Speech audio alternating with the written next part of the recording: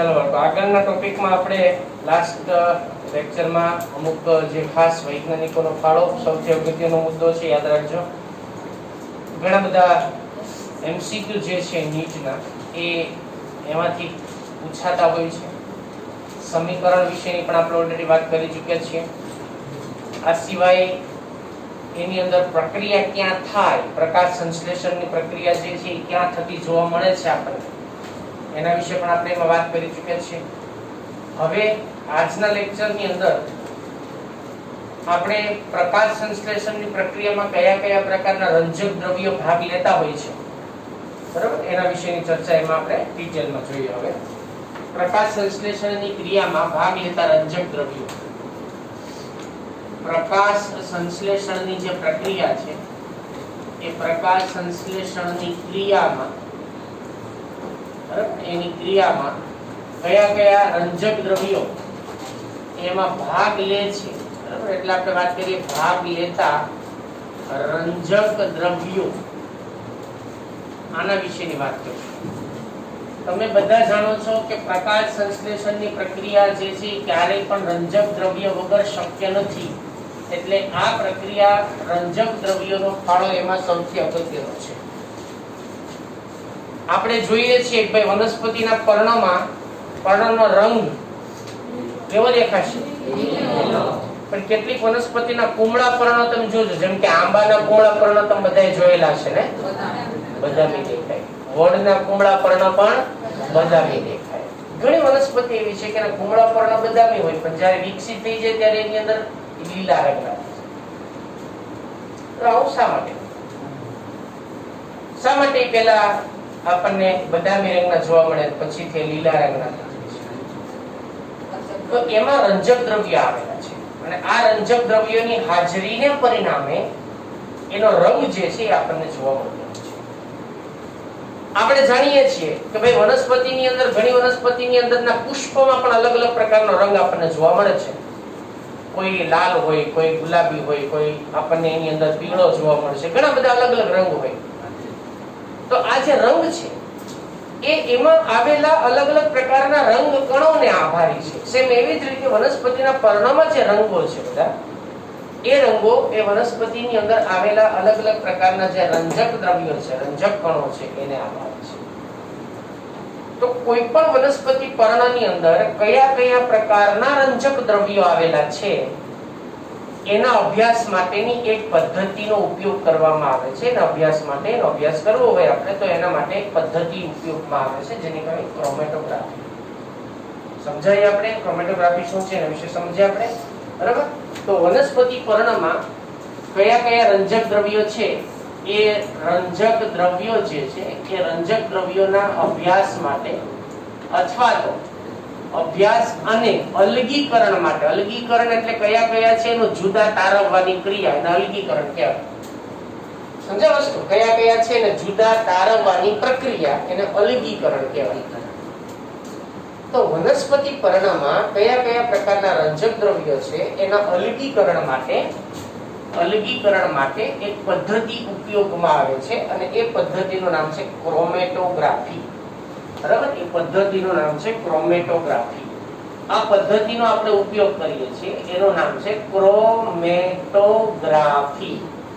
હવે આ શું છે થોડુંક સમજીએ આપણે, બરાબર. ક્રોમેટોગ્રાફી એનો ઉપયોગ કરવામાં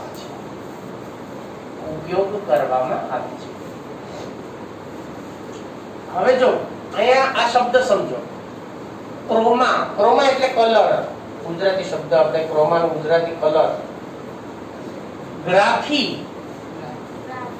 એટલે એનો આલેખની મદદ વડે આપણે એની ચકાસણી કરવી, એનું પ્રમાણ તપાસવું, એનો અભ્યાસ કરવો. એટલે ક્રોમા એટલે કલર. કયા કયા પ્રકારના રંગો એમાં આવેલા છે, કયા રંજક દ્રવ્ય આવેલા છે, એનો અભ્યાસ એટલે ક્રોમેટોગ્રાફી. એમાં હું એક સિમ્પલ વાત કરીશ તમને પેપર ક્રોમેટોગ્રાફી વિશે. પેપર ક્રોમેટોગ્રાફી વાસ્તવિક રીતે બાળકો આ જે ટોપિક છે એ એડવાન્સ બાયોલોજીનો ટોપિક છે, અને કેમિસ્ટ્રીની અંદર એનાલિટિકલ કેમિસ્ટ્રીનો ટોપિક ગણી શકાય. અને કેમિસ્ટ્રીમાં અલગ અલગ ભાગ છે, એમાં કેટલાક ઓર્ગેનિક કેમિસ્ટ્રી આવે, બરાબર. કેટલાકની અંદર એનાલિટિકલ કેમિસ્ટ્રી હોય કે ભાઈ કોઈ પણ પદાર્થ ની અંદર કયા કયા તત્વો છે એ જાણવા માટેની પદ્ધતિ એનાલિસિસ કહેવાય ને, આપણે એનાલિસિસ કરવું, પૃથ્થકરણ કરવું, એને એનાલિટિકલ કેમિસ્ટ્રી કહેવાય. આ ઈ છે. તો આમાં એક પેપરનો ઉપયોગ થાય, બરાબર? એ પેપરને આપણે વોટમેન ફિલ્ટર પેપર જે હોય એનો ઉપયોગ કરી, એ પેપરનું નામ છે. સાદું કાગળ ન વપરાય એમાં. વોટમેન ફિલ્ટર પેપર નામનું જે પેપર છે, ઘણા બાદ ક્રોમેટોગ્રાફી પેપર એ અલગ આવે છે એમાં. એટલે એ ક્રોમેટોગ્રાફી પેપર વોટમેન ફિલ્ટર પેપરનો ઘણા ઉપયોગ કરતા હોય છે, પણ ક્રોમેટોગ્રાફી પેપર અલગ જ હોય છે, એનો ઉપયોગ કરવામાં આવે છે. બરાબર? શું આવે સમજો. આની અંદર જે પર્ણમાંથી તમારે રંજક દ્રવ્યનું અલગીકરણ કરવું હોય ને, એ પર્ણને થોડાક લઈ લેવાના. વનસ્પતિમાંથી 4-5 પર્ણ લેવાના.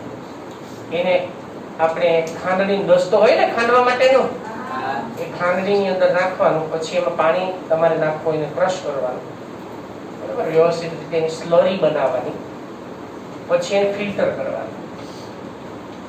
તમે ફિલ્ટર કર્યું એટલે જે કોઈ પણ રંજક દ્રવ્યો ને એમાં જે દ્રાવ્ય પદાર્થો ને બધું હતું એ ઓગળી ગયું એની અંદર. પછી તમારે 2-3 અલગ અલગ પ્રકારના ફિલ્ટર પેપરની મદદ વડે ફિલ્ટર કરી નાખવાનું. હવે ફિલ્ટર કર્યા પછી એમાંથી તમારે એક ટીપું એ ક્રોમેટોગ્રાફી પેપર ઉપર મૂકવાનું. ધારો કે આ ક્રોમેટોગ્રાફી જે છે એની અંદર ક્રોમેટોગ્રાફી પેપર હોય. આ એક પેપર છે, આ કાગળ છે, એને ક્રોમેટોગ્રાફી પેપર કહેવાય. આના ઉપર અહીંયા તમે એક ટપકું મૂક્યું, અહીંયા એક ટપકું અહીંયા મૂક્યું, એક ટપકું અહીંયા મૂક્યું, એક ટપકું અહીંયા મૂક્યું. જેનો તમે બનાવ્યું ને ફિલ્ટર કરીને દ્રાવણ, એ દ્રાવણમાંથી એક ટપકું આપણે લઈને અહીંયા મૂક્યું છે, બરાબર? હવે આ પેપરને ઉપાડી અને એ બીકરની અંદર આપણે દ્રાવણ બીજું કેમિકલ ભરેલા હોય, જેમાં બેન્ઝીન હોય, ટોલ્યુઇન હોય, ઇથાઇલ એસિટેટ હોય, ઇથાઇલ ઇથર, ઘણા બધા અલગ અલગ પ્રકારના મોબાઈલ ફેઝ, એને મોબાઈલ ફેઝ કહેવાય અને સ્ટેશનરી ફેઝ કહેવાય, બરાબર? એટલે એની અંદર એને મોબાઈલ ફેઝમાં રાખવામાં આવે. એટલે એક બીકર હોય, એમાં દ્રાવણ ભરેલા હોય, એક બીકરની અંદર દ્રાવણ ભરેલા હોય, બરાબર? એ બીકરમાં આપણે એને રાખી દેવાનું. આ બીકર છે, એમાં એને આપણે મૂકી દીધું. એમાં દ્રાવણ ભરેલા હોય, અમુક દ્રાવણ જે છે એની અંદર આપણે એમ ભરેલા છે. બને ત્યાં સુધી દ્રાવણ એટલું જ ભરવાનું કે જેથી આ પેપરનો થોડોક ભાગ એમાં ડૂબે. આખું પેપર ડૂબાડવાનું નહીં, આપણા ટપકા થોડાક ઉપર રહેવા જોઈએ. તો કોઈ તળિયું ઢંકાય ને એટલું, ઇન શોર્ટ એટલું સમજો, સમજાય છે ને? તળિયું ઢંકાય ને એટલું ખાલી ભરવાનું, એટલે પેપરના સંપર્કમાં આવે. હવે શું થાય, ધીમે ધીમે ધીમે આ દ્રાવણ જે છે, અહીંયા જે દ્રાવણ તમે અહીંયા એને મોબાઈલ ફેઝ કહેવાય, મોબાઈલ ફેઝ. આને આ કાગળ છે જે પેપર ક્રોમેટોગ્રાફમાં, એને આપણે સ્ટેશનરી ફેઝ કહેવાય. આ થોડોક અંગ્રેજી શબ્દ છે. અહીંયા મોબાઈલ ફેઝ ની અંદર તમે એક સોલ્વન્ટ નો ઉપયોગ કર્યો છે, સોલ્વન્ટ, બરાબર? તો ધીમે ધીમે શું થાય તો કે એ પેપર ની અંદર પેપર, હવે તમે વિચારો, તમે પાણી થોડું પેપર નડશે, પેપર શું કરશે? પાણીનું શોષણ કરશે. સેમ આ તો ભાઈ આ પણ રસાયણ છે, તો પેપર પણ એનું શોષણ કરે. શોષણ કરીને પેપર એ પાણીની ઉપરની તરફ, એટલે કે આ મોબાઈલ ફેઝમાં જે સોલ્વન્ટ છે એની ઉપરની તરફ મોકલશે. પણ એની સાથે સાથે આમાં જે દ્રાવ્ય ઘટકો છે, આપણે જે મૂક્યું છે ને, આ આપણે જે સેમ્પલ મૂક્યું છે, આપણું સેમ્પલ છે. શું છે આપણું સેમ્પલ? સેમ્પલ એટલે આપણે મૂકેલું એમાંનું ડ્રોપ, કે જેને આપણે અલગીકરણ કરવાનું છે, આપણે બનાવેલું દ્રાવણ છે. તો હવે એ પણ એમાં ધીમે ધીમે દ્રાવ્ય થશે, એટલે એ પણ ઉપરની તરફ જશે અહીંયા. એટલે અમુક ભાગમાં તમને અહીંયા એક આવો અલગ અલગ કલર મળશે. ધારો કે લીલો કલર મળે, અહીંયા પીળો કલર મળે, આની અંદર અહીંયા લીલો કલર મેળો, અહીંયા પીળો કલર મેળો, અહીંયા નારંગી કલર મેળો. એવા તમને અલગ અલગ કલર એમાં જુદા પડી જશે, સેપરેશન થશે. આને સેપરેશન કહેવાય. સમજ્યા વસ્તુ? તો તમને ખબર પડી, જો આમાં લીલો મેળો, પીળો મેળો, વાદળી મેળો, લાલ મેળો, એવા બધા કલર જુદા પડી જાય. એટલે આપણને ખબર પડે કે પર્ણમાં ઠીક હવે આવા બધા રસાયણો અથવા આવા રંજક દ્રવ્યો છે. તો એના આધારે આપણે એનું સેપરેશન કરી શકાય. તો આવા સેપરેશન પદ્ધતિના આધારે, પેપર ક્રોમેટોગ્રાફી જેવી પદ્ધતિના આધારે કયા કયા પ્રકારના રંજક દ્રવ્યો એ વનસ્પતિના પર્ણમાં છે એ બાબત આપણે જાણી શકાય છે. અને એ ક્રોમેટોગ્રાફી પદ્ધતિનો ઉપયોગ કરી અને આપણે એની અંદરથી આવા બધા કલરને જુદા પાડી અને પછી અવલોકન કરવામાં આવ્યું બરાબર કે ભાઈ વનસ્પતિની અંદર કયા કયા પ્રકારના રંજક દ્રવ્યની હાજરી જોવા મળે છે. બાળકો તમે જાણો છો મુખ્ય રંજક દ્રવ્ય કયા છે વનસ્પતિમાં? કયા છે બોલો તો? પછી બીજું વેરી ગુડ. હવે એમાં મને એમ કહો કે સૌથી વધારે એની અંદરથી પ્રકાશનું શોષણ કોણ કરે? હરિતકણ કરશે. હરિતકણના કેટલા પ્રકાર છે? અચ્છા, હરિતકણમાં શું આવે? હરિતકણ એટલે શું? ક્લોરોફિલ. Very good. શું? ક્લોરોફિલ. તો મુખ્ય રંજક દ્રવ્યો કયા કયા છે વનસ્પતિમાં? યાદ કરો. વનસ્પતિમાં મુખ્ય રંજક દ્રવ્યો આના આધારે એ સાબિત થયું. હવે સમજો આના આધારે શું સાબિત કર્યું આપણે? આના આધારે એ સાબિત કર્યું કે વનસ્પતિમાં મુખ્ય રંજક દ્રવ્યો નીચે મુજબ છે. હવે સૌથી પહેલું ક્લોરોફિલ A. પહેલું ક્લોરોફિલ A. બીજું ક્લોરોફિલ B. Chlorophyll B. ત્રીજું હજી તમને કહું ક્લોરોફિલ C. આ પણ છે. અને હજી કહું ક્લોરોફિલ D પણ હોય પણ આપણે લખતા નથી. બરાબર? આ યાદ રાખજો. ક્લોરોફિલ A, ક્લોરોફિલ B મુખ્ય છે. ક્લોરોફિલ C ઓછા પ્રમાણમાં હોય. લીલમાં હોય અમુક લીલમાં. ઉચ્ચ કક્ષાની વનસ્પતિમાં નથી હોતું. શેમાં હોય? લીલમાં હોય. C ક્લોરોફિલ C ની વાત કરું છું. A ને B હોય ઉચ્ચ કક્ષાની વનસ્પતિમાં હોય. બરાબર? બધામાં હોય મોટા ભાગે. તો હવે તમારે અહીંયા થોડાક અમુક ક્લોરોફિલ A જે છે ક્લોરોફિલ એના બંધારણીય સૂત્ર તમારે અમુક યાદ રાખવાનું થશે. નીચેની અંદર આપણે ડાયરેક્ટ ચર્ચા એના માટે કરીએ છીએ. તો કાર્બન, હાઇડ્રોજન, ઓક્સિજન આની સંખ્યા યાદ રાખવાની થશે તમારે. બરાબર? નાઇટ્રોજન અને બધામાં છેલ્લે Mg તો આવશે જ. મેગ્નેશિયમ એનો બંધારણીય એકમ છે. બરાબર? મેગ્નેશિયમ શું છે? ક્લોરોફિલનો બંધારણીય એકમ છે. એટલે એ તો બધામાં આવશે જ. સમજાય વસ્તુ? એટલે આની અંદર પણ એ જ વસ્તુ યાદ રાખવાની છે. કેટલા કાર્બન, કેટલા હાઇડ્રોજન, કેટલા ઓક્સિજન, કેટલા નાઇટ્રોજન અને Mg તો બધામાં રહેશે. સેમ આની અંદર પણ કેટલા કાર્બન, કેટલા હાઇડ્રોજન, કેટલા ઓક્સિજન, કેટલા નાઇટ્રોજન અને Mg તામાં રહેશે. હવે જો આપણે ક્લોરોફિલ A ની વાત કરીએ તો ક્લોરોફિલ A ની અંદર 55 કાર્બન, 55 કાર્બન, બરાબર? એની અંદર આપણને 32 હાઇડ્રોજન, 5 ઓક્સિજન અને 4 નાઇટ્રોજન આવેલા છે. યાદ રાખજો. શેમાં? કાર્બન કેટલા? 55, હાઇડ્રોજન 32, ઓક્સિજન 5, નાઇટ્રોજન 4 અને મેગ્નેશિયમ આટલી સંખ્યા છે. જો આપણે ક્લોરોફિલ B ની અંદર વાત કરીએ તો ક્લોરોફિલ B ની અંદર કાર્બન 55 છે.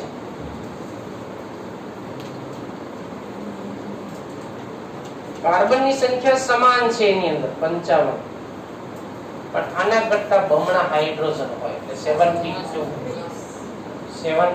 બમણા કરતા વધારે હાઇડ્રોજન. કેટલા છે ભાઈ?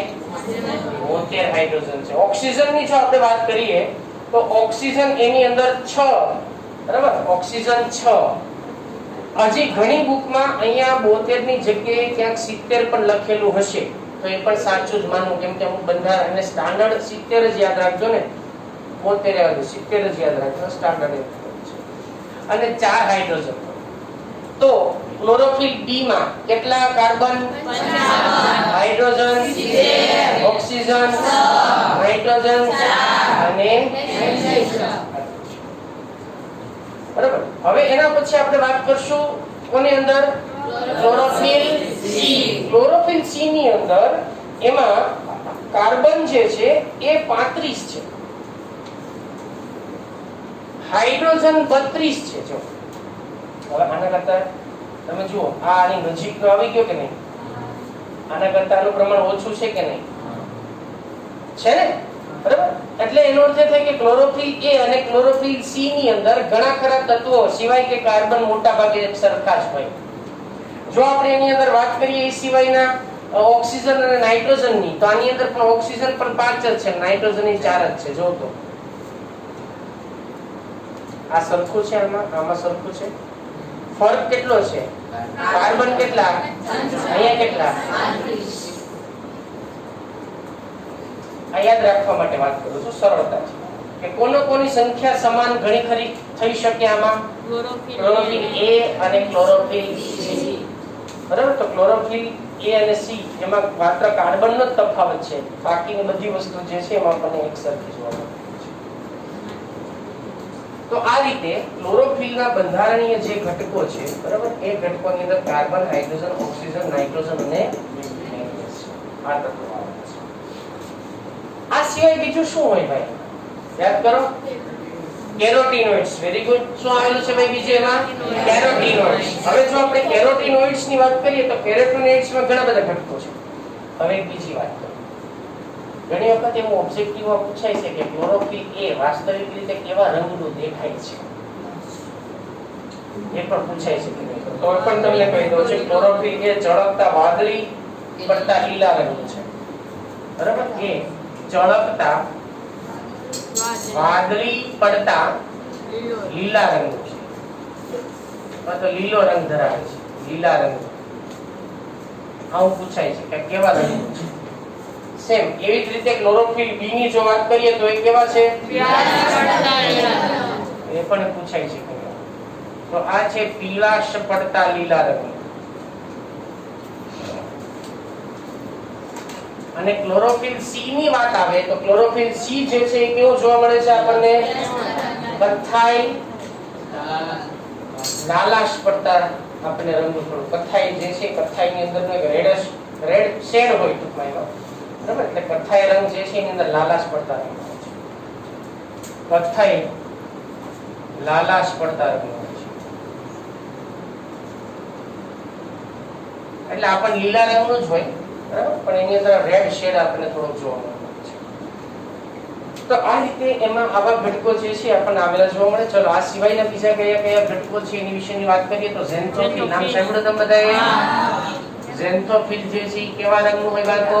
પીળા રંગનું. કેવા રંગનું હોય? પીળા રંગનું હોય છે, બરાબર, ઝેન્થોફિલ. આ સિવાયની બીજી જો એની અંદર વાત કરીએ તો એમાં અલગ અલગ પ્રકારના આપણને ફાઇકોબિલિન્સ ઘટકો આવેલા હોય, એટલે ફાઇકોબિલિન્સ કહેવાય, બરાબર. આ સિવાય ફાઇકોબિલિન્સ ઘટકો આવેલા હોય, એમાં ફાઇકોબિલિન્સ ઘટકો. ફાઇકોબિલિન્સ માં કોનો સમાવેશ થાય? ફાઇકોબિલિન્સ ની અંદર ફ્યુકોઝેન્થિન, ફાઇકોસાઇનિન, ફાઇકોઇરિથ્રિન, બરાબર, આવા બધા શબ્દો યાદ રાખજો થોડા. ફ્યુકોઝેન્થિન, બરાબર. આ પછી છે એની અંદર ફાઇકોસાઇનિન, ફાઇકોઇરિથ્રિન, બરાબર, ફાઇકોઇરિથ્રિન. આ બધા તત્વોનો સમાવેશ જે છે સામાન્ય રીતે આપણે શેમાં કરીએ છીએ ભાઈ? ફાઇકોબિલિન્સ માં કરીએ છીએ. દરેકના એક ચોક્કસ પ્રકારના આપણને રંગ જે છે એની અંદરના જોવા મળતા હોય છે. દરેક અલગ અલગ પ્રકારની લીલમાં હોય. આ બધા ઘટકો શેમાં હોય? મોટા ભાગે લીલમાં હોય. શેમાં હોય? લીલી લીલ, લાલ લીલ, પીળી લીલ, બદામી લીલ, રાતી લીલ, આ બધા લીલના પ્રકાર છે. આપણે વનસ્પતિ સૃષ્ટિની વાત કરશું ત્યારે લીલ વિશેની વાત કરશું, એમાં બધા પ્રકાર વિશે જોશું, બરાબર. એટલે આ ફાઇકોબિલિન્સ. તો ઝેન્થોફિલ છે, ફાઇકોબિલિન છે, આપણે વાત કરીએ ફાઇકોસાઇનિન, ફ્યુકોઝેન્થિન, ફાઇકોઇરિથ્રિન, આ બધા ઘટકો જે છે પણ એની અંદર આપણને આવેલા છે. ચલો બાળકો, આ સિવાય બીજા કેરોટીનોઇડ્સ જે તમે વાત કરો છો, કેરોટીનોઇડ્સ. કેરોટીનોઇડ્સ જે છે કેવા રંગના જોવા મળશે? પીળાશ પડતા નારંગી રંગ. યસ.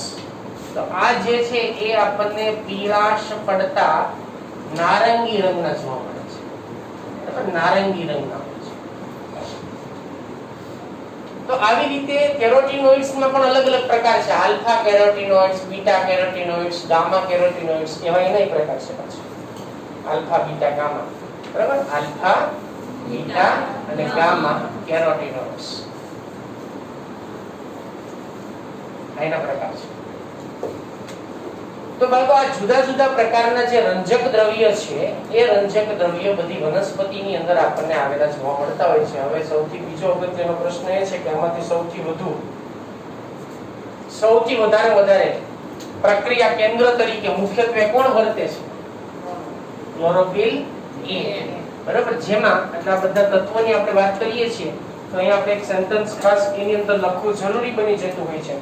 બરાબર. એક સેન્ટેન્સ ખાસ એમાં લખવું કે ભાઈ ક્લોરોફિલ એ, ક્લોરોફિલ બી, ક્લોરોફિલ સી, ઝેન્થોફિલ, ફાઇટોબિલિન્સ, કેરોટીનોઇડ્સ આ બધાની અંદર છે. બરાબર. મુખ્ય રંજક દ્રવ્ય કોણ છે? બધામાં મુખ્ય રંજક દ્રવ્ય એ ક્લોરોફિલ એ છે. જ્યારે બાકીના એના સહાયક રંજક દ્રવ્યો છે. એટલે રાજા એક, બાકીના બધા સૈનિકો છે. રાજા કોણ છે આમાં? અને બાકીના બધા જે છે એ શું છે? એના સહાયક રંજક દ્રવ્યો છે. યાદ રાખજો, સૈનિકો છે. તો આ રીતે ક્લોરોફિલ એ મુખ્ય રંજક દ્રવ્ય તરીકે આપણે છે. હવે બીજી વાત કરીએ કે તમે બધા પ્રકાશની તરંગ લંબાઈ વિશે જાણતા હશો કે અલગ અલગ પ્રકાશની અલગ અલગ તરંગ લંબાઈ હોય. તમે પ્રિઝમની અંદરથી જે રંગ બહાર નીકળશે એ કેટલા રંગના હશે ભાઈ? 7 રંગના છે. આ 7 રંગની કઈ ચોક્કસ તરંગ લંબાઈ છે, તમે જાણો છો, કદાચ આગળ ભણી ગયા છો, તમને ખ્યાલ હશે. સૂર્યપ્રકાશ જે પૃથ્વી ઉપર આવે છે, બરાબર, અને જે પ્રકાશમાં આપણે જોઈ શકીએ છીએ એને કઈ પ્રકાશ કહેવાય ભાઈ? આપણે દ્રશ્ય પ્રકાશ. શું કહેવાય એને? દ્રશ્ય પ્રકાશ. જો દ્રશ્ય પ્રકાશ એટલે શું સમજો? દ્રશ્ય પ્રકાશ એટલે કોઈ પણ વસ્તુને આપણે જોઈ શકીએ છીએ એ એટલા માટે જોઈ શકીએ કે જ્યારે એના ઉપર પ્રકાશ આપાત થાય, એનું પરાવર્તન થઈને આપણી આંખમાં આવે છે. આપણે જેને જોઈ શકીએ, ધારો કે તમે ને હું આ માર્કરને જોઈ શકીએ છીએ, એનો અર્થ શું થયો કે માર્કર ઉપર પ્રકાશ આવે છે, એ પ્રકાશનું માર્કર જે છે બધી જે કોઈ પણ એની સપાટી ઉપર તેનું શું થાય છે? પરાવર્તન થાય છે. પુનરાવર્તન થાય, એમ પણ કહી શકાય. પરાવર્તન થાય છે.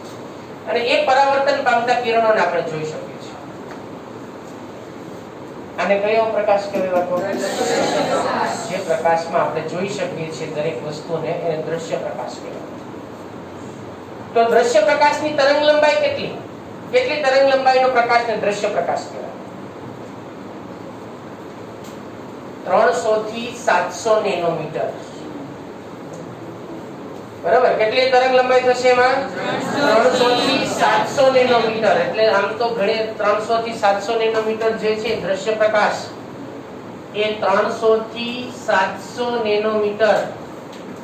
અમુક જગ્યાએ એવું પણ લખેલું છે કે 390 થી 760 નેનોમીટર.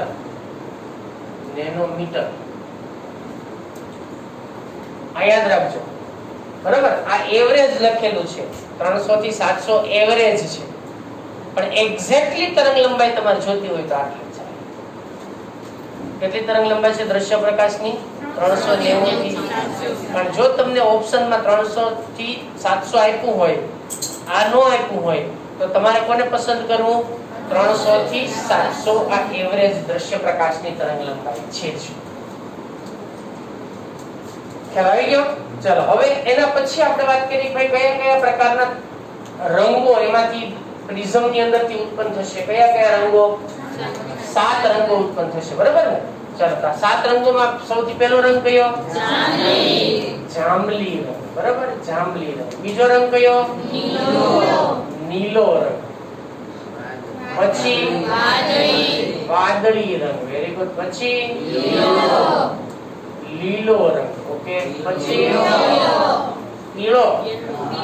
પીળો રંગ. પછી નારંગી રંગ. પછી કયો? રાતો એટલે કેવો? લાલ રંગ. પણ તમને ખબર છે બધાની તરંગ લંબાઈ જુદી જુદી હોય? બધાની તરંગ લંબાઈ જુદી જુદી છે. બરાબર. જોઈએ આપણે કોની કેટલી તરંગ લંબાઈ છે.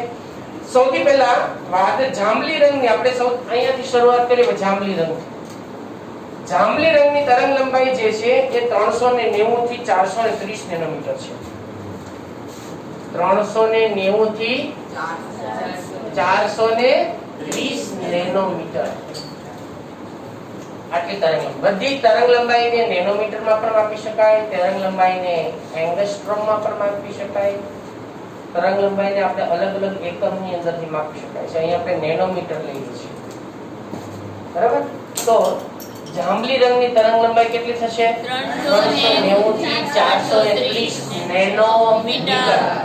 ચલો એના પછી નીલો 430 થી 470, 430 થી 470 નેનોમીટર, બરાબર. વાદળી રંગની તરંગ લંબાઈ જે છે એની અંદર પછી 470 થી શરૂ થાય, બરાબર. 470 થી કેટલી આવશે? એમાં તરંગ લંબાઈ 500 નેનોમીટર. 470 થી 470 થી 500 નેનોમીટર. તો આની ક્યાંથી શરૂ થાય? 500 થી. તો એની તરંગ લંબાઈ થશે 500 થી 580, બરાબર. 500 નેનોમીટર થી 580 નેનોમીટર. તો પીળા રંગની ક્યાંથી શરૂ થાય? 580 થી 600 નેનોમીટર, બરાબર. 580 થી 600 નેનોમીટર આની તરંગ લંબાઈ છે. તો હવે નારંગી રંગની ક્યાંથી શરૂ થાય? 680 નેનોમીટર, સોરી 600 થી 600 નેનોમીટર થી 680 નેનોમીટર. અને આની ક્યાંથી શરૂ થાય? 680 થી 700 કે 700 થી વધારે 700 નેનોમીટર. તો આ બધી હવે તો વિચારો આપણે ક્યાંથી શરૂ કર્યું હતું? આપણે શું કીધું? દ્રશ્ય પ્રકાશની તરંગ લંબાઈ કેટલી? 300 થી 700. તો અહીંયાથી તરંગ લંબાઈ બધી એની વચ્ચે આવી ગઈ છે, એટલે આપણે બધા રંગ જોઈ શકીએ છીએ. એટલા માટે આપણે બધા રંગ જોઈ શકીએ છીએ. કારણ એ છે કે બધા જ રંગનો સમાવેશ દ્રશ્ય પ્રકાશમાં થાય. તો આને દ્રશ્ય પ્રકાશની તરંગ લંબાઈ જે છે, દ્રશ્ય પ્રકાશની તરંગ લંબાઈ મેં એટલે જ અહીંયા લખ્યું. જો કેટલેથી 390 થી શરૂ થશે, 700 થી 760 સુધી પણ એની તરંગ લંબાઈ હોય, બરાબર. તો અહીંયા 760 સુધીની 700 ની 760 લખજો. છેલ્લો આંકડો આપણે લેવો પડશે, એટલે 760 નેનોમીટરની તરંગ લંબાઈ થાય. હવે જો 760 થી વધે તો એને શું કહેવાય ખબર છે તમને? 700 થી 760 ની તરંગ લંબાઈ જે છે, 660 થી 760 ની તરંગ લંબાઈમાં એક ફેરફાર થશે. આમાં ફેરફાર થાય. આ ઘણી વખત 600 થી 660 હોય ને 80 હોય, અહીંયા ફેરફાર થાય. અને આપણે 660 લઈ લઈએ અને 660 થી લઈ લઈએ આપણે 700 નેનોમીટર, 760 નેનોમીટર સુધી. ઘણી વખત 700 થી 760 નેનોમીટર પણ ઘણી જગ્યાએ લંબાઈ હોય છે. તો પાર રક્ત અને પાર જાંબલી કિરણોનું નામ સાંભળ્યું બધાએ?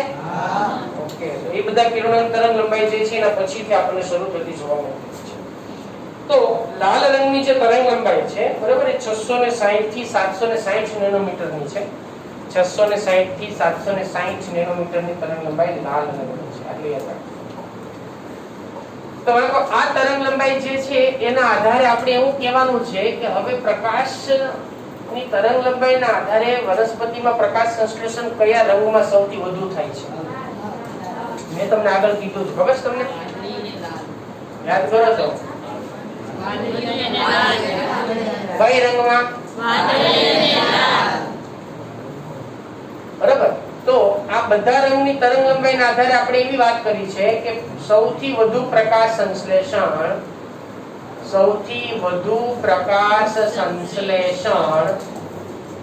કયા રંગમાં થાય છે ભાઈ? વાદળી અને લાલ રંગમાં થાય છે. લાલ રંગના પ્રકાશમાં થાય છે. હવે આની સાબિતી શું? એની સાબિતી છે તમને ટેક્સ્ટબુકમાં આપેલા ગ્રાફ. એના ઉપર ધ્યાન આપજો. Page number 210. એમાં જુદા જુદા ગ્રાફ તમને દર્શાવેલા છે, બરાબર. એક પહેલા ગ્રાફની અંદર તમને જુદા જુદા પ્રકારના રંજક દ્રવ્યો, ક્લોરોફિલ A, ક્લોરોફિલ B, એ કેટલી પ્રકાશની તરંગ લંબાઈ જે છે, બરાબર, એ પ્રકાશની તરંગ લંબાઈ નેનોમીટરમાં તમને આપેલી છે. નેનો કેટલું એ શોષણ કરે છે, બરાબર. હરિત કણની અંદરથી કેટલા એની અંદરના જે રંજક દ્રવ્યો છે એનું શોષણ કેટલું થાય છે એ તમને બતાવ્યું છે. સમજો આ એક એમાંનો બે અક્ષ આપણે લઈએ છીએ, એક x અક્ષ અને બીજો y અક્ષ. અહીંયા આપણે પ્રકાશની તરંગ લંબાઈ લઈએ છીએ, તરંગ લંબાઈ, અને આ તરંગ લંબાઈ આપણે શેમાં લઈએ છીએ? નેનોમીટરમાં લઈએ છીએ. બરાબર. બીજા અક્ષ ઉપર આપણે એમાં પ્રકાશ સંશ્લેષણની પ્રક્રિયામાં પ્રકાશના શોષણ કેટલી, કયો હરિતદ્રવ્ય કયો રંજક દ્રવ્ય સૌથી વધુ પ્રકાશનું શું કરે છે? શોષણ કરે છે. બરાબર. એ શોષણનો જે ભાગ છે એને આપણે બીજા અક્ષ ઉપર લઈએ છીએ. એટલે હરિત કણો ને જે રંજક દ્રવ્યના કણો છે એના દ્વારા શોષણ થયેલો પ્રકાશ જે છે એ કેટલો હોય છે? તો અહીંયા હું વાત કરું છું શોષિત પ્રકાશ. બરાબર. શોષિત પ્રકાશ અને અહીંયા એની તરંગ લંબાઈ. હવે તમે એમાં જોશો કે ત્રણ તમને અલગ અલગ પ્રકારના રંગો વિશેની વાત કરી છે, રંજક દ્રવ્યો વિશેની વાત કરેલી છે. તો સૌથી પહેલા ક્લોરોફિલ બી. બરાબર. ક્લોરોફિલ બી. હવે જો અહીંયા તરંગ લંબાઈ સમજો ભાઈ, તરંગ લંબાઈ અહીંયા ધ્યાન આપો. પહેલા કયો આવશે? જાંબલી. પછી શું આવશે? લીલો. પછી શું આવશે? વાદળી. બરાબર. વાદળી. પછી શું આવશે? લીલો, પીળો, નારંગી. બરાબર. લીલો, પીળો, નારંગી અને લાલ. હવે જો આ ગ્રાફ તમે જોશો ને એના, બરાબર, આ ગ્રાફ જો તમે જોશો એની અંદર ના, તો એ ગ્રાફ જે છે સૌથી પહેલા શરૂઆતમાં વધતો જાય, પછી પાછો ઘટે, પછી પાછો વધે. તો જો કઈ તરંગ લંબાઈ ગ્રાફ જે છે વધ્યો છે ભાઈ? વાદળી. પાછો અમુક પ્રકાશ આપવો એટલે ગ્રાફ કેવો થયો? ઓછો થયો. ફરીવાર ક્યાં વધ્યો છે? લાલ. છેલ્લે લાલ. એટલે આ ગ્રાફનો ઘટાડો છે, પાછો એની અંદર વધારો ક્યારે થયો? લાલ. તેનો અર્થ શું થયો કે અહીંયા કયો પ્રકાશ છે? વાદળી. અહીંયા કયો પ્રકાશ છે? લાલ. હવે સમજે તમે કે આ બે રંગની અંદર એની તરંગ લંબાઈનું વધારે શોષણ થયું ને એટલે ગ્રાફ ઊંચો થયો. ત્રણે ત્રણ આવું જોવા મળશે. બરાબર. ત્રણે ત્રણ ની એ જ રીતની રચના જોવા મળશે કે તમને કયા કયા પ્રકારના ગ્રાફની અંદર કઈ કઈ પ્રકારની રચના આપણને એની અંદર વધારો ઘટાડો શેનો થતો જોવા મળતો હોય છે. એ ત્રણે ત્રણ ની અંદર તમને આ પ્રકારની જ સ્થિતિ જોવા મળશે. પછી ક્લોરોફિલ એ હોય, ક્લોરોફિલ બી હોય કે તમને આપેલું કેરોટીનોઇડ્સ હોય. ત્રણે ત્રણ ની અંદરથી સૌથી વધારે ક્લોરોફિલ એ અને ક્લોરોફિલ બી ની અંદર આ વધારે આપણને ગેપ જોવા મળશે. ક્લોરોફિલ બી ચેક કરો. જો ક્લોરોફિલ બી ની અંદર પણ આ રંગની અંદર તરંગ લંબાઈમાં જે છે વધારો થાય, પાછો ઘટાડો થાય, પાછો વધારો થાય. કેરોટીનોઇડ્સ ની અંદર સૌથી વધુ જે છે આપણને વાદળી રંગની અંદર વધારે થતું જોવા મળશે એનું શોષણ જે છે, જ્યારે લાલ રંગમાં કેરોટીનોઇડ જે છે પ્રમાણમાં ઓછું તરંગ લંબાઈનું શોષણ કરી શકશે. તો આના આધારે આપણે એવું કહી શકાય છે કે વાદળી અને લાલ રંગના પ્રકાશનું શોષણ સૌથી વધુ થાય છે. બરાબર. તો હવે પ્રકાશનું શોષણ વધુ થાય તો પ્રકાશ સંશ્લેષણની દરમાં પણ શું થાય? એના માટેનો બીજો ગ્રાફ તમને આપેલો છે. એમાં પ્રકાશ સંશ્લેષણની દરમાં મુક્ત થતા O2 નું પ્રમાણ લીધેલું છે. જો અહીંયા, બરાબર, અહીંયા આ ગ્રાફની અંદર તમે સમજો, અહીંયા શું લીધું છે એને? તો કે મુક્ત થતો O2. હવે જો O2 મુક્ત થાય, મુક્ત O2 એનું પ્રમાણ કેટલું છે? અને અહીંયા આપણે શું લીધું છે? સેમ એ જ રીતે શું? તરંગ લંબાઈ. શેમાં? નેનોમીટરમાં. હવે જુઓ ઓક્સિજન પરપોટા, મેં તમને યાદ કરો આપણે ઓલા એક પ્રયોગ મેં તમને કીધું હતું કે જ્યારે પરપોટા જે વધારે નીકળે તો શું સમજવાનું? પ્રકાશ સંશ્લેષણ વધુ થાય. ઓછા પરપોટા નીકળે તો શું સમજવાનું? પ્રકાશ સંશ્લેષણ ઓછું થાય. તો પરપોટાની સંખ્યા ગણવાની. આનો એક સિમ્પલ પ્રયોગ છે, હું તમને સમજાવું. આ પ્રયોગ જે છે એ તરંગ લંબાઈના આધારે પ્રકાશ સંશ્લેષણના દર નક્કી કરવાનો એક પ્રયોગ છે.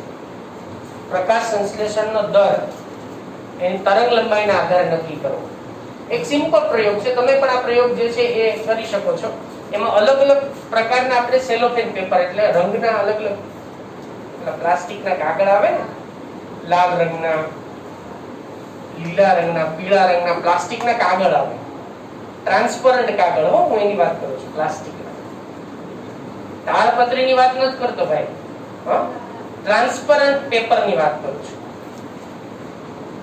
તો એમાં શું પ્રયોગ કરવાનો કે એક બીકરની અંદર આપણે હાઈ હાઇડ્રીલા નામની એક વનસ્પતિ જે છે એ મૂકી દેવાની બીકરમાં. પછી એના ઉપર બેલજાર ઢાંકવાનો, ઓલા ઈંદડાને આપણે કુર્યા એવું બેલજાર એ ઢાંકવાનો. એ બેલજારને આપણે લીલા રંગના કાગળથી ઢાંકી દેવાનો. તો હવે જો અંદર જે પ્રકાશ જશે એ કયા રંગનો હશે? લીલા રંગ. બીજો એક બેલજારનો સેટ એવો જ બનાવવાનો, એમાં પીળા રંગનો કાગળ ઢાંકવાનો, બીજામાં વાદળી રંગનો કાગળ ઢાંકવાનો, ત્રીજામાં લાલ રંગનો કાગળ ઢાંકવાનો. તો પ્રકાશ કેવો જશે અંદર? જેવા રંગનો કાગળ ઢાંક્યો એવો પ્રકાશ જશે. સમજાય છે? પછી તમારે ટ્રાન્સપરન્ટ એટલા માટે મેં કીધું કે એમાં તમારે પરપોટા નીકળે ને જોવા પડશે, ગણવા પડશે કાગળમાંથી. બરાબર? એટલે કાગળમાંથી જોવું પડશે. તે ટ્રાન્સપરન્ટ કલર એને સેલોફેન પેપર કહેવાય, પ્લાસ્ટિક. તો એમાંથી પરપોટાની સંખ્યા ગણવાની. ઈ સંખ્યાનો ગ્રાફ છે આ. તો પરપોટાની સંખ્યા જે છે, પરપોટાની સંખ્યા આપણે ગણીએ તો સૌથી વધુ આપણને જે પરપોટાની સંખ્યા મળશે એ કઈ રંગમાં મળશે ભાઈ? વાદળી. પછી પાછી પરપોટાની સંખ્યા શું થાય? ઓછી થાય. પાછી પરપોટાની સંખ્યા શેમાં વધે? લાલની અંદર વધશે. હવે સમજાણો? આ પરપોટાની સંખ્યાની વાત છે. ઓટો મુક્ત થાય પરપોટાની સંખ્યાની વાત છે. એ ઓટોની સંખ્યા પરપોટામાં ગણવાની છે. આ પ્રયોગ સિમ્પલ છે. હા, જલજ વનસ્પતિમાં આ પ્રયોગ થાય. એનું કારણ એ છે કે એ જ પાણીમાં રહી શકે તો જ પરપોટા જોઈ શકાય ને. બહાર તો પરપોટા આપણે કઈ રીતે, બહાર જો અંદર વનસ્પતિને રાખી શકીએ તો એને પાછી જીવંત ન રાખી શકાય. ઘણા પ્રશ્નો કોહવાઈ જાય પાંદડા. એટલે આપણે જલજ વનસ્પતિનો જ ઉપયોગ કરવો પડે. હાઇડ્રીલા જલજ વનસ્પતિ છે અને એના ઉપર આ બધા પ્રયોગો કરવામાં આવતા હોય છે. ત્રીજો ગ્રાફ આ બંનેને મિશ્રણ કરી દીધેલું છે, બીજું કાંઈ નથી. બરાબર? ત્રીજા ગ્રાફની અંદર તમને માત્ર ને માત્ર બંનેનું મિશ્રણ કરવામાં આવેલું છે. ક્લોરોફિલ એ અને પ્રકાશ જે છે એની અંદર એની પરપોટાની સંખ્યા, બીજું એમાં કશું નથી. તો આ બધી જ આકૃતિના આધારે આપણે શું કહી શકાય છે બાળકો? આ આકૃતિના આધારે આપણે શું કહી શકાય? કે લાલ અને વાદળી રંગના પ્રકાશમાં પ્રકાશ સંશ્લેષણની ક્રિયા સૌથી વધુ થાય છે. તો આ રીતે આપણે એની અંદર પ્રકાશ સંશ્લેષણની પ્રક્રિયા જે છે એ ક્લોરોફિલ જે છે, બરાબર, જે સૌથી વધુ પ્રકાશનું શોષણ લાલ અને વાદળી રંગનું કરે છે. સમજો? સૌથી વધુ શોષણ લાલ અને વાદળી રંગનું કરે છે. બરાબર? અને એના દ્વારા પ્રકાશ સંશ્લેષણની પ્રક્રિયા થાય છે. હવે એક બીજો પ્રશ્ન કહું તમને, તો વનસ્પતિના પર્ણ લીલા રંગના શા માટે દેખાય? હરિતકણને લીધે ને. બીજું એક પણ એક કારણ છે કે એમાં લીલા રંગનું શોષણ નથી થતું. એટલે લીલો રંગ છે ને એમાંથી રિફ્લેક્ટ થાય, બાકીના બધા શોષણ છે. કયો રંગનો પ્રકાશ રિફ્લેક્ટ થશે દ્રશ્ય પ્રકાશમાંથી? અને ભલે પણ પ્રકાશ વનસ્પતિનો પર્ણ લીલા રંગનું હોય પણ લીલા રંગમાં પ્રકાશ સંશ્લેષણનો દર એટલો હોતો નથી. બરાબર? આમાં તમે જોશો ગ્રાફની અંદર તમે જોશો કે આ તરંગ લંબાઈ એવી છે, વાદળી પછીની જુઓ કયો આવે? લીલો. પછી કયો આવે? પીળો. આમાં આવું ઓછું થશે, જો ઘટી જાય એકદમ. સમજાયો ને? તો પ્રકાશ સંશ્લેષણની પ્રક્રિયાનો દર જે છે એ કયા રંગમાં આપણને સૌથી વધુ જોવા મળશે ભાઈ? અને લાલ રંગના પ્રકાશમાં. તો મુખ્ય રંજક દ્રવ્ય તરીકે અહીંયા મેં તમને વાત કરી ભાઈ, તો મુખ્ય રંજક દ્રવ્ય જે છે એ બધાની અંદર કોણ ભાગ લેશે? ક્લોરોફિલ. બાકીના બધાને શું કહેવાશે? બાકીના સહાયક રંજક દ્રવ્ય. બરાબર? એની સાથે એની નેતા એક છે, એની ટીમ બાકીના આખી ટીમ મેમ્બર ઘણા બધા છે. તો એ એક પ્રક્રિયા કેન્દ્ર ક્લોરોફિલ એ મુખ્ય પ્રક્રિયા કેન્દ્ર તરીકે ભાગ લેતો હોય છે. બરાબર? અને એના દ્વારા પ્રકાશ સંશ્લેષણની પ્રક્રિયા એ આપણને એમાંથી જોવા મળે છે. તો આમ દ્રશ્ય પ્રકાશના જે પ્રકાશની જે તરંગ લંબાઈ જે છે ને વર્ણપટ ઉપર આપણે જો જોવામાં આવે તો આપણે વાત કરીએ એમ કે વાદળી અને લાલ રંગના પ્રકાશમાં પ્રકાશ સંશ્લેષણની ક્રિયા સૌથી વધુ ઝડપી બને, બાકીમાં પ્રક્રિયા ઓછી થાય છે અથવા નહિવત પ્રમાણમાં થાય છે. તો આ ટોપિક કયો હતો આપણે? પ્રકાશ સંશ્લેષણની ક્રિયામાં ભાગ લેતા રંજક દ્રવ્યો કયા કયા ભાગ લે છે, આ એના વિશેની કથા કરી. મેં અમુક વસ્તુ ઉમેર્યું છે નીચ માટે ખાસ, બાકી જે વાત કરી ટેક્સ્ટ બુકની જ આપણે ચર્ચા કરી છે. આ લખી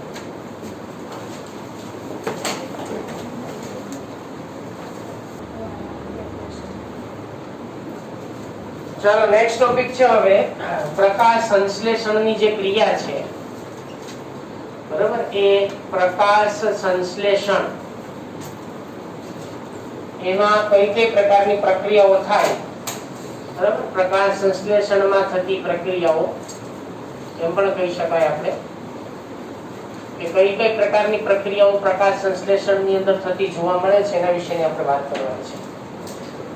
સામાન્ય રીતે પ્રકાશ સંશ્લેષણની જે કાર્ય પદ્ધતિ છે, અને કાર્ય પદ્ધતિ પણ કહી શકાય આપણે, તો પ્રકાશ સંશ્લેષણની પ્રક્રિયાઓ અથવા તો પ્રકાશ સંશ્લેષણની કાર્ય પદ્ધતિ આમ પણ કહી શકાય.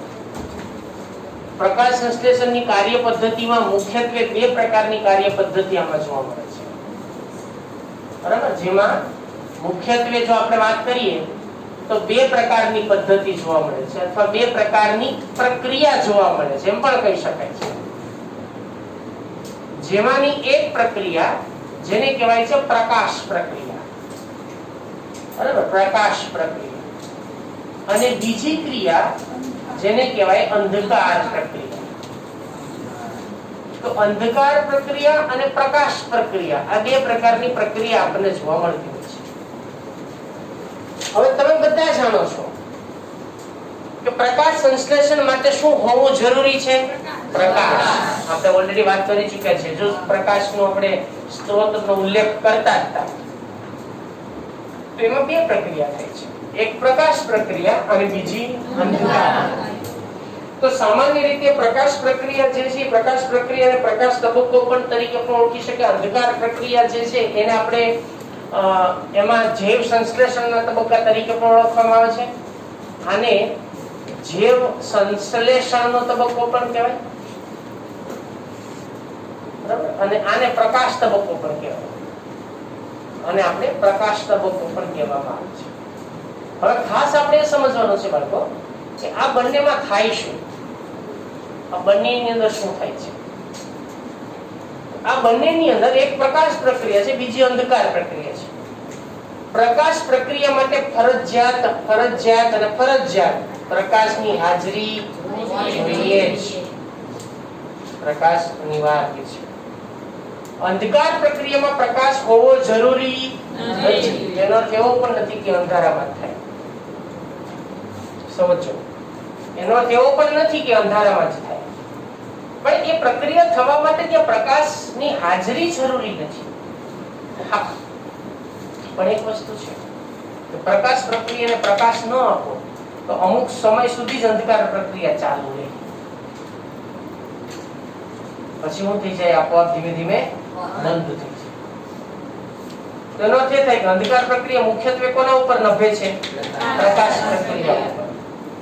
સમજો ભાઈ, પ્રકાશ પ્રક્રિયા એટલે કે જે પ્રક્રિયા પ્રકાશની હાજરીમાં થાય એને કઈ પ્રક્રિયા કહેવાય? પ્રકાશ પ્રક્રિયા. પ્રકાશ પ્રક્રિયામાંથી જે નીપજ મળે છે એ ક્યાં વપરાય છે?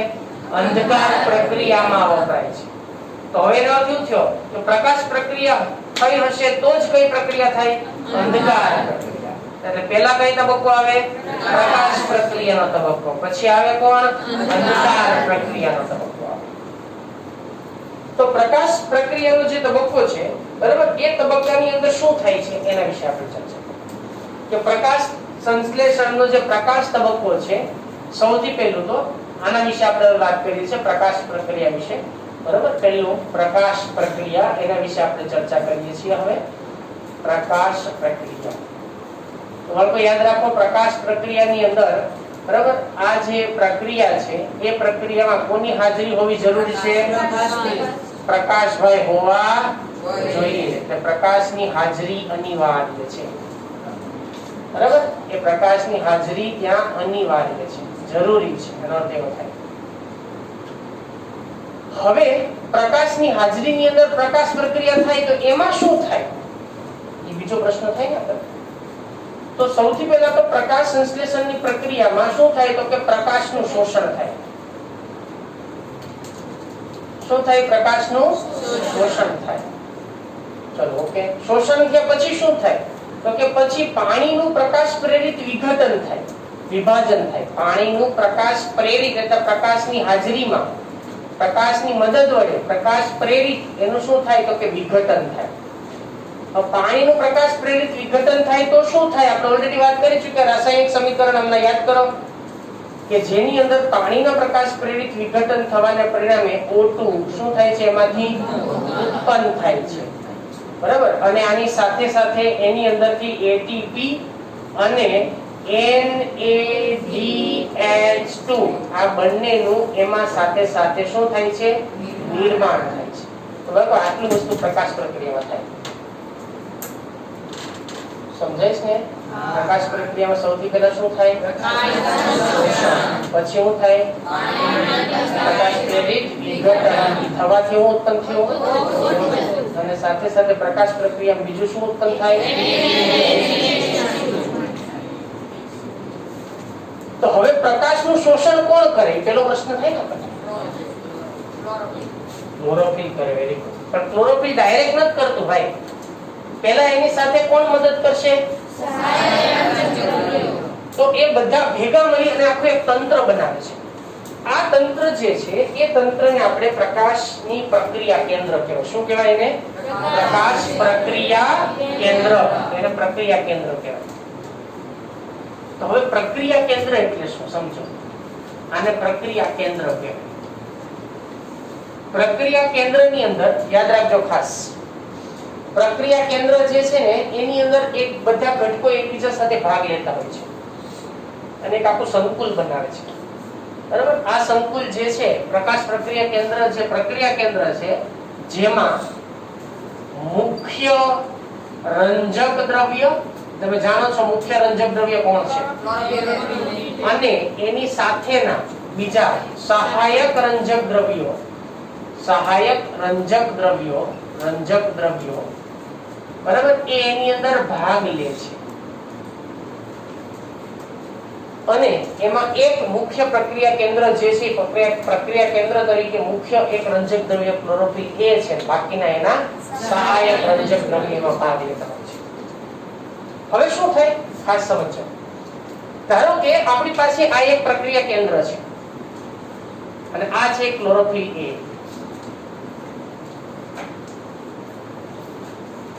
બરાબર. એની આસપાસ ઘણા બધા શું ગોઠવાયેલું છે બાપુ, સહાયક રંજક દ્રવ્યો ગોઠવાયેલા છે. સહાયક રંજક દ્રવ્યો અહીંયા ગોઠવાયેલા છે આ રીતે. આ સહાયક રંજક દ્રવ્યોમાં કોનો કોનો સમાવેશ થાય, ક્લોરોફિલ બી, સી, ઝેન્થોફિલ, ફાઇકોસાઇનિન, ફાઇકોઇરિથ્રિન, કેરોટીનોઇડ્સ, આ બધા જ ઘટકોમાં આવે, બરાબર. આ બધાને શું કહેશું આપણે, સહાયક રંજક દ્રવ્ય તંત્રના ઘટકો. પાસે સહાયક રંજક દ્રવ્ય. આ શું છે, મુખ્ય પ્રક્રિયા કેન્દ્ર. યાદ રાખો, આ છે ક્લોરોફિલ એ, જેને આપણે કહીશું પ્રક્રિયા કેન્દ્ર. તો આની અંદર આ પ્રક્રિયા કેન્દ્ર છે, આ પ્રક્રિયા કેન્દ્ર છે, અને આ બધા જે છે, આ બધા એને આપણે શું કહેશું, સહાયક રંજક દ્રવ્યો, જેને એન્ટેના કહેવાય. શું કહેવાય એને, એન્ટેના. આ એક બીજો નવો શબ્દ આપું છું. તમે ખબર હશે કે ભાઈ ઓલો આપણે જૂના પહેલા, અત્યારે તો આ ડીશ ટીવી ને કેબલ કનેક્શન ને ઘણું બધું આવી ગયું, ટીવી ની અંદર આપણે નવી નવી ચેનલો જોઈ શકીએ.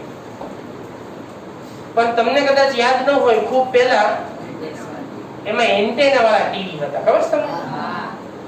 એન્ટેના લગાડવામાં આવતો, એક સળિયો હોય, બરાબર. એ સળિયાની અંદર એમાં જે એલ્યુમિનિયમના ભૂંગળી હોય, પાઇપ હોય, નાની નાની ઝીણી પાઇપ, એમાં અલગ અલગ આમ વળ ચડાવી એની અંદર ઝિગઝેગ ફોર્મમાં, અને એનું એન્ટેના બનાવવામાં આવતું. અને એન્ટેના એટલે શું કે ભાઈ જે તરંગો સેટેલાઇટમાંથી આવે છે ને એને શું કરવાનું કામ કરે, રિસીવ, શોષણનું કામ, રિસીવર પછી શોષણ કરશે. એન્ટેના છે એને એન્ટેના કહેવાય. એન્ટેના એટલે કે જે તરંગોને શું કરે, શોષણ કરે, એને શું કહેવાય, એન્ટેના. તો અહીંયા પ્રકાશના તરંગોનું શોષણ કોણ કરશે, સહાયક રંજક દ્રવ્યો કરશે, નાના એન્ટેના. હવે સમજી ગયા? હવે થાય શું આમાં સમજો. જ્યારે સૂર્યમાં જે સૂર્યપ્રકાશ છે, એ સૂર્યપ્રકાશ, બરાબર, સૂર્યપ્રકાશ જ્યારે એ આપાત થાય ફોટોન સ્વરૂપે, કયા સ્વરૂપે સૂર્યપ્રકાશ આવે, ફોટોન. આ ભૌતિક ઉર્જા છે, બરાબર. ફોટોન સ્વરૂપે જે સૂર્યપ્રકાશ જે છે એ કોના ઉપર આવે છે? સહાયક રંજક દ્રવ્યો ઉપર આવે છે. બાળકો, સહાયક રંજક દ્રવ્યની સંખ્યા સામાન્ય રીતે 250 થી લઈ અને 400 થી 500 જેટલી પણ હોઈ શકે છે એક સંકુલમાં. બરાબર, એક સંકુલમાં એની સંખ્યા આટલી હોઈ શકે છે. જુદા જુદા સંકુલમાં જુદી જુદી હોય. હવે જો અહીંયા શું થાય કે ફોટોન આવે છે. બરાબર, ફોટોન જે છે સહાયક રંજક દ્રવ્યો એને સ્વીકારે છે. આ સ્વીકારે પછી શું કરે ખબર છે? એકબીજામાંથી પાસ કરે. સમજો, આ દરેક એકબીજામાંથી પાસ કરે, એને એકબીજામાંથી પસાર કરશે અને દરેક એકબીજાની ઉર્જા એટલે એકમાંથી એની ઉર્જા બીજામાં ગઈ, બીજામાંથી ઉર્જા ત્રીજામાં ગઈ, ઉર્જા ચોથામાં ગઈ.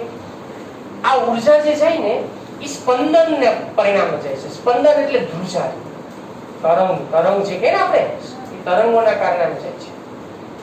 અને એને બાયોલોજીની ભાષામાં એને અથવા તો કેમિસ્ટ્રી ફિઝિક્સની ભાષામાં એને સ્પંદન સ્થળાંતરણ કહેવાય. શું કહેવાય એને? સ્પંદન સ્થળાંતરણ. તો અહીંયા સ્પંદન સ્થળાંતરણ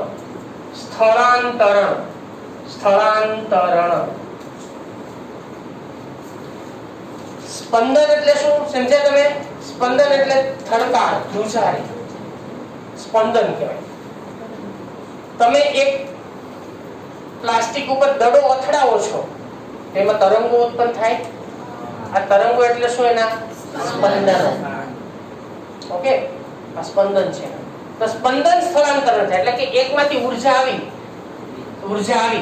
આપણે ઘણી વખત તમે જોજો અમુક જે કોઈ પણ અણુઓને જ્યારે ઇલેક્ટ્રિસિટી કે ઉર્જા કોઈ પણ પ્રકારની પાસ કરવામાં આવે એટલે પહેલા તો ઉર્જા સ્વીકારે ને એટલે જાગી જાય, અચાનક વાઇબ્રેટ થાય. બરાબર, તો અહીંયા એવું જ વાઇબ્રેશન છે જેને કહેવાય સ્પંદન સ્થળાંતર. તો હવે સમજો, અહીંયાથી એક અહીંયા આવ્યું, ત્યાંથી ઉર્જા પાસ કરી, અહીંયાથી પાસ કરી, ધીમે ધીમે આ બધું જ ભેગું થઈ અને કોને મળે છે? એવું છે પ્રક્રિયા કેન્દ્ર. તો બધું સ્પંદનથી ભેગી થઈને બધી ઉર્જા કોને આપે? ક્લોરોફિલ એ સહાયક રંજક દ્રવ્યો દ્વારા મળેલી ઉર્જાને સ્વીકારે અને ઉત્સર્જિત એક્ટિવેટ થાય. એક્ટિવેટ થવાને પરિણામે એમાંથી ઇલેક્ટ્રોન ઉત્સર્જિત કરે છે. પોતાનામાંથી ઇલેક્ટ્રોન ઉત્પન્ન થાય અને આ ઉત્પન્ન થયેલા ઇલેક્ટ્રોન, બરાબર, એ ઇલેક્ટ્રોન ગ્રાહક જે હોય એના દ્વારા સ્વીકારવામાં આવે છે, જેને ઇલેક્ટ્રોન ગ્રાહક કહેવાય. હવે સમજ્યા તમે? પ્રક્રિયા કેન્દ્ર યાદ રાખો. તો આની અંદર ક્લોરોફિલ એક પ્રક્રિયા કેન્દ્ર તરીકે ભાગ ભજવે છે. આ આખાને આપણે લાઇટ હાર્વેસ્ટિંગ કોમ્પ્લેક્સ કહેવાય. શું કહેવાય એને? Light harvesting complex. એ બે પ્રકારના હોય જેને કહેવામાં આવે છે લાઇટ હાર્વેસ્ટિંગ કોમ્પ્લેક્સ. એ આપણને આની અંદર બે પ્રકારના લાઇટ હાર્વેસ્ટિંગ કોમ્પ્લેક્સ અથવા બે પ્રકારના રંજક દ્રવ્ય તંત્રમાં ભાગ લેતા જોવા મળે છે. રંજક દ્રવ્ય તંત્ર, લાઇટ હાર્વેસ્ટિંગ કોમ્પ્લેક્સ એના જે છે બે પ્રકારના હોય છે. એ આપણે સમજીએ.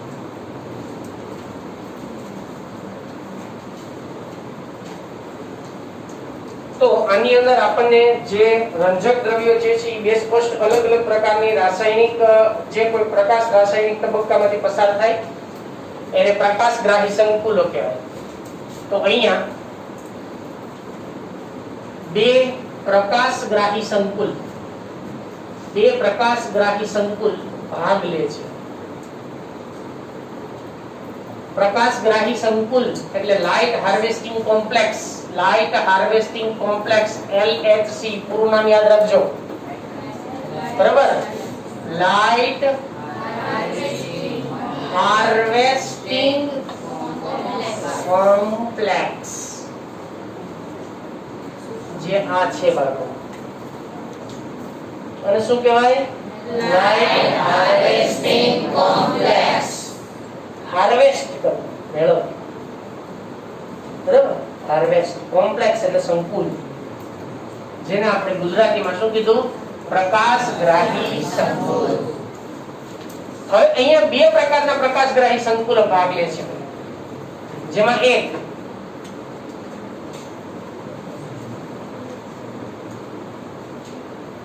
છે, બે પ્રકાશગ્રાહી અંકોમાં ભાગ લે છે, બરાબર. લાઇટ હાર્વેસ્ટિંગ કોમ્પ્લેક્સ બે પ્રકારના છે. એટલે અહીંયા આપણે PS1 અને PS2 ફોટો પિગમેન્ટ સિસ્ટમ એક, જેમાં PS1 અને PS2. PS1 PS નું પૂરું નામ શું થાય? ફોટો પિગમેન્ટ સિસ્ટમ 1 અને ફોટો પિગમેન્ટ સિસ્ટમ 2. અને ગુજરાતીમાં શું કે આપણે ફોટો એટલે ફોટો તસવીર. અહીંયા આપણે ફોટો એટલે પ્રકાશ, ફોટોન ઉપરથી આવેલો શબ્દ છે ફોટો, બરાબર. અહીંયા આપણે કઈ ફોટોની વાત નથી કરતા હો ભાઈ કોઈ. હા, તો અહીંયા ફોટો એટલે પ્રકાશ. અહીંયા આપણે પ્રકાશ પિગમેન્ટ, બરાબર. એટલે આને શું કહેવાય? આપણે રંજક દ્રવ્ય તંત્ર કહેવાય. શું કહેવાય? રંજક દ્રવ્ય તંત્ર એક અને બીજું રંજક દ્રવ્ય તંત્ર બે. બે ભાગ છે. હવે યાદ રાખજો ખાસ. PS1 જે 700 નેનોમીટરની તરંગ લંબાઈનું શોષણ કરીને ઉત્સર્જિત થાય, એક્ટિવેટ થાય, સક્રિય બને. PS1 કોણ? PS1, બરાબર. PS1 જ્યારે આ તંત્ર ઉપર પ્રકાશ એટલે કે ફોટોન આપાત થાય, ફોટોન, ત્યારે સ્પંદનોના પરિણામે તરંગ લંબાઈ કોને મોકલે છે? જો આ તરંગ લંબાઈ 700 નેનોમીટરની હોય, કેટલી? 700 નેનોમીટર. તો એ 700 નેનોમીટરની તરંગ લંબાઈને સ્વીકારી અને જે તંત્ર સક્રિય બને એને કહેવાય PS1. તો PS1 કેટલી તરંગ લંબાઈનું શોષણ કરે? 700 નેનોમીટર. કેટલી તરંગ લંબાઈ? 700 નેનોમીટર, બરાબર. આ 700 નેનોમીટર તરંગ લંબાઈ નું એ શોષણ કરે છે, બરાબર. તરંગ લંબાઈનું શોષણ કરી ઉત્તેજિત થાય છે અને ઇલેક્ટ્રોન ઉત્સર્જિત કરે છે. ચાલો, આ એક વસ્તુ થઈ ગઈ. ઓકે, બીજી વસ્તુ PS2. એટલે તેથી આને P700 પણ કહેવાય. શું કહેવાય એને બીજું નામ? P700. હવે જો PS2 એટલે કે આ PS2 એ બીજું તંત્ર છે, બીજું LHC, જેમ લાઇટ હાર્વેસ્ટિંગ કોમ્પ્લેક્સ બે ભાગ લે, એક PS1 એક PS2. PS1 કેટલી તરંગ લંબાઈ? 700 નેનોમીટર. PS2 કેટલી તરંગ લંબાઈ? 680 નેનોમીટર તરંગ લંબાઈ જે છે એ તરંગ લંબાઈનું એ પોતે શોષણ કરે છે અને શોષણ કરી, બરાબર, અને એ ઉત્તેજિત થઈ અને એમાંથી ઇલેક્ટ્રોન મુક્ત કરે છે. તેથી એને આપણે P680 તરીકે પણ ઓળખવામાં આવે છે.